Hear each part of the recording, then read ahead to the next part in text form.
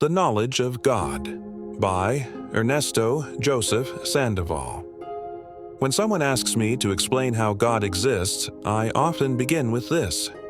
Just as knowledge itself cannot be seen until it is written in words, so also God, who is himself called the Word, John 1:1, cannot be perceived unless you draw near to him.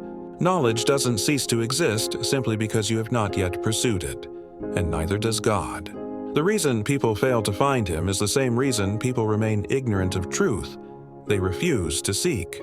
The Bible declares, "Draw near to God, and he will draw near to you." James 4:8. That means knowledge of his existence is not granted to the indifferent. Like wisdom, it requires effort, pursuit, and humility. To ignore him is to guarantee blindness. Ignorance is not proof of absence. It is the fruit of refusal. Consider this. Knowledge had to come first before humanity could even articulate what intelligence is. And so too did the Word come first, for without it, creation would never have taken shape.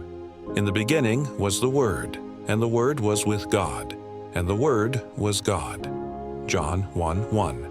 Without God, there would be no words. Without words, no thought. Without thought, no knowledge. Every step of intelligence points backward to the foundation of the Word himself. And here is where I confess something many Christians overlook. Atheists, in their striving to deny him, often exhibit more faith than many who claim to believe. Why?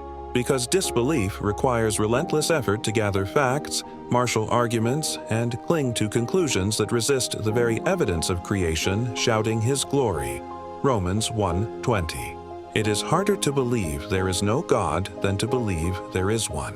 Jesus himself said, "If you have faith the size of a mustard seed, you will say to this mountain, 'Move,' and it will move." Matthew 17:20. Belief requires only a seed. Unbelief requires a mountain. So, I tell the skeptic, the less you seek God, the less you will know him. The more you harden your heart against him, the more impossible it will feel to find him. But the fault does not lie with him. It lies with the one who refuses to knock, even when the door is open. You will seek me and find me, when you search for me with all your heart. Jeremiah 29:13. Faith is not the absence of logic, it is the completion of it. And disbelief, though proud of its knowledge, ironically requires more faith than belief itself. Amen.